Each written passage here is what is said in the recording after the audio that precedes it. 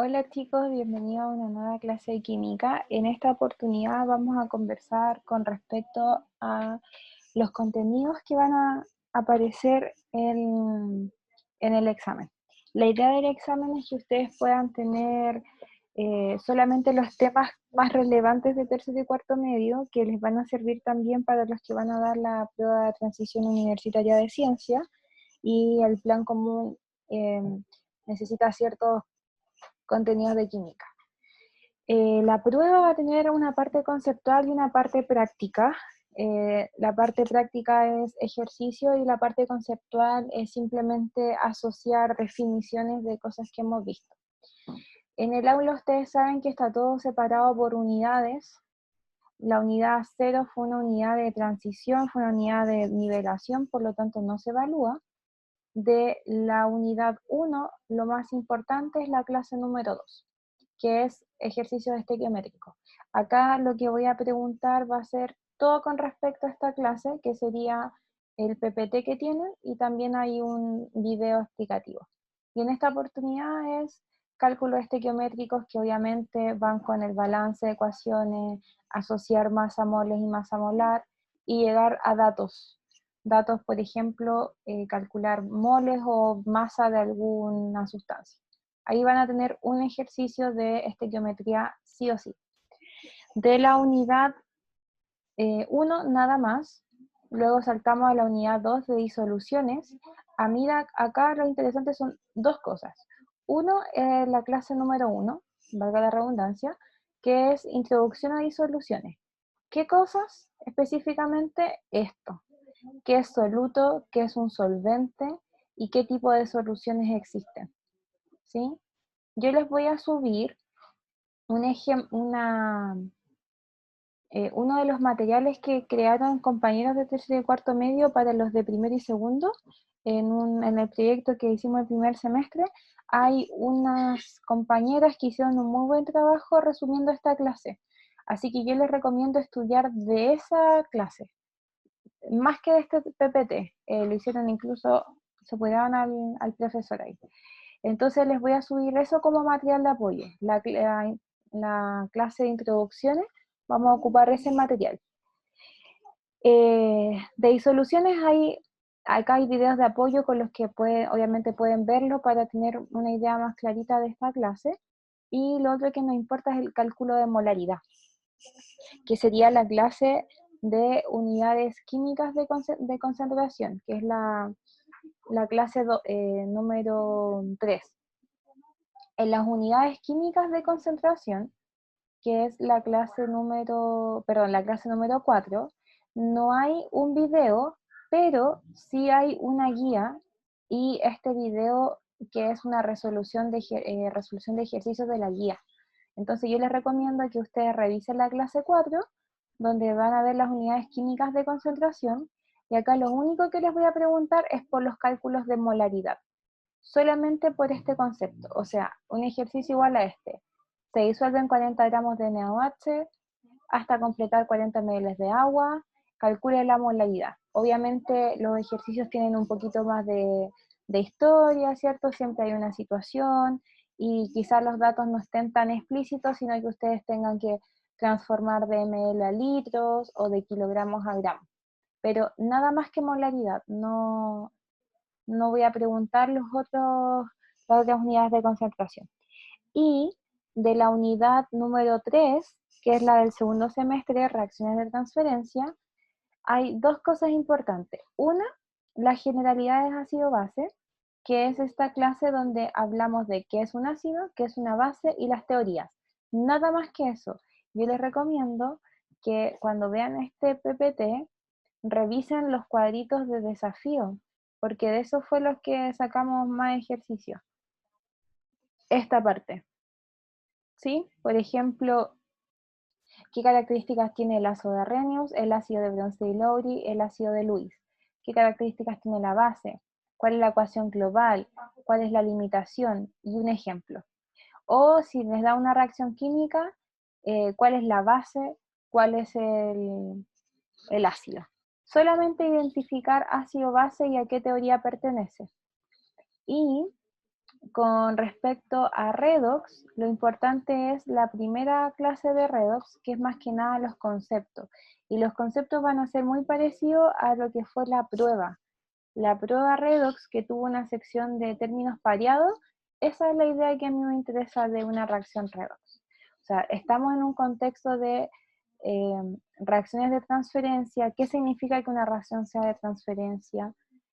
Con respecto a redox, ¿qué es el agente oxidante? ¿Qué es el agente reductor? ¿Qué significa oxidarse? ¿Qué significa reducirse? Conceptos, eso es lo importante. ¿Sí? Y los conceptos van a ser preguntados de una manera dinámica, puede ser con términos pareados o con alguna situación que diga lo anterior, describe el concepto de, por ejemplo, transferencia de reacciones. ¿Sí? Y absolutamente nada más.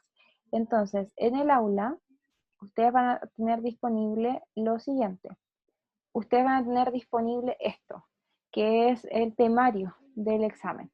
Entonces, de estequiometría, solamente la clase número 2, donde van a tener un cálculo estequiométrico, un ejercicio, y para eso tienen disponible un video y una presentación para el estudio.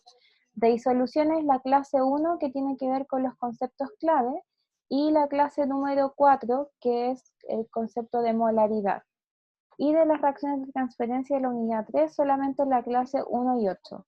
Generalidades de ácido-base, incluso acá yo puedo ser más específica y decirles que solamente vamos a preguntar sobre los conceptos de ácido y concepto de base, más las teorías, y de redox, la introducción a redox, que sería conceptos claves como proceso de oxidación, reducción, número de oxidación, agentes y semireacciones, que es exactamente muy similar a lo que vimos en la prueba. Y para eso tienen disponible video PPT. ¿Sí? El tipo de pregunta que vamos a hacer es, por ejemplo, en el caso de estequiometría, ustedes van a tener un ejercicio estequiométrico. Ejemplo, dada la siguiente reacción,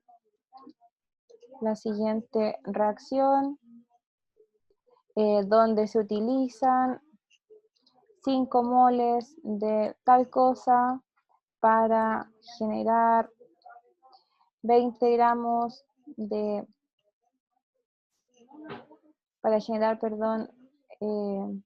una cantidad desconocida de producto, calcule esa cantidad. Entonces aquí ustedes siguen los pasos, balanceando la ecuación que les demos. Después calculan los moles y según los moles sacan la respuesta. Solamente un ejercicio. Con respecto a disoluciones, ¿qué es un soluto? ¿Qué es un solvente? Clasificación de reacciones. Por ejemplo, si yo les pongo, en mi casa preparé un jugo en polvo. Preparé un sobre de jugo en polvo. ¿Quién es el soluto y quién es el solvente? Obviamente el soluto es el jugo y el solvente es el agua porque está en mayor cantidad. Después, con respecto a los conceptos, solubilidad, ¿qué significa solubilidad? Nuevamente va a haber un gráfico de solubilidad, un gráfico para que puedan analizarlo, igual que en la prueba. Un gráfico que me va a mostrar únicamente lo que es solubilidad de diferentes compuestos y yo en base a eso puedo sacar conclusiones.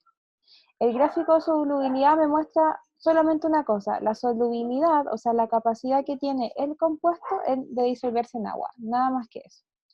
Y con respecto a los cálculos de molaridad, recuerden que la molaridad solamente considera moles de soluto partido en litros de solución, por lo tanto, las complejidades estarían en el ejercicio probablemente tenga gramos de soluto en vez de los moles, y en vez de los litros me den los ml de la solución. Y eso quiere decir que ustedes van a tener que transformar los gramos a moles y los ml a litros para poder llegar a la fórmula. ¿Sí? Y con respecto a redox, como les dije, les recomiendo ver esas partes del material de la clase 1 de la unidad de transferencia, de reacción de transferencia, porque ahí aparecen ejercicios tipo, no sé, tengo una reacción, sé que tengo la reacción del ácido clorhídrico, que es clásico de los ejemplos, clorhídrico. Identifica el ácido, identifica la base. Si me están diciendo que el ácido clorhídrico se llama así, ahí tengo el ácido, ¿sí? Y el ácido clorhídrico puede diluirse en agua, por lo tanto el agua funcionaría como una base.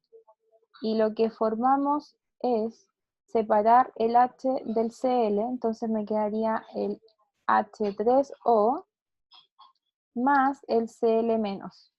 Entonces, recordar el siguiente concepto. Si yo tengo un ácido, ¿cierto? Si yo tengo un ácido, sí o sí tengo que tener una base, porque por eso es una transferencia. Y si se fijan, el ácido cambia en los productos y de la forma que cambia es simplemente le quitan un hidrógeno. A este HCl le quitaron un hidrógeno. Por lo tanto, lo que yo encuentro en los productos son los conjugados. Yo acá tengo la base conjugada y esta agua ganó el hidrógeno, entonces tengo un ácido conjugado. Los pares conjugados son únicamente de la teoría de Bronsted y Lowry. ¿Por qué? Porque acuérdense que en la teoría de Bronsted y Lowry, solamente Bronsted y Lowry, solamente estos caballeros hablaban de transferir, hidrógenos, no hablaban de nada más. Ahora, si ustedes ven en un ejemplo que hay un hidróxido, por ejemplo, un NaOH, inmediatamente a la cabeza, Arrhenius, porque Arrhenius es el que hablaba de bases con OHs. Y con respecto a Lewis o Lewis, nada más que recordar que él habla sobre transferencia de electrones, ni ácidos ni bases. Entonces Lewis dice que uno puede ceder y el otro puede aceptar electrones, y esto se basa principalmente para las moléculas que no tienen hidrógenos, porque si no tengo hidrógeno no los puedo transferir, pero igual me puedo convertir en un ácido o una base, ¿sí? Entonces esa es la solución de Lewis para los que no tienen hidrógeno. Y finalmente, con respecto a redox, es muy similar a lo que se preguntó en la última prueba, que tiene que ver con los conceptos. Probablemente esa parte de concepto vaya de forma de términos pareados, ¿sí? Que sea qué era un agente reductor, qué era un agente oxidante, qué es un número de oxidación, y también si yo les muestro una molécula, puede identificar si esta molécula está pasando por el proceso de reducción o de eh, oxidación. Por ejemplo, si yo les pongo la reacción del fierro, que pasa de fierro 2 más a fierro 3 más, acá su estado de oxidación aumenta, por lo tanto el fierro se oxida. Y ahí tienen una pregunta de examen sí o sí. Ya chicos, entonces espero que esta información les pueda servir. Cualquier duda que tengan, por favor me la hacen llegar, sobre todo con respecto al uso de la calculadora. No quiero que tengan problemas para calcular molaridad y los cálculos estequiométricos. Si quieren aún más detalles de las preguntas, también yo les puedo hablar de eso, y es necesario que me escriban.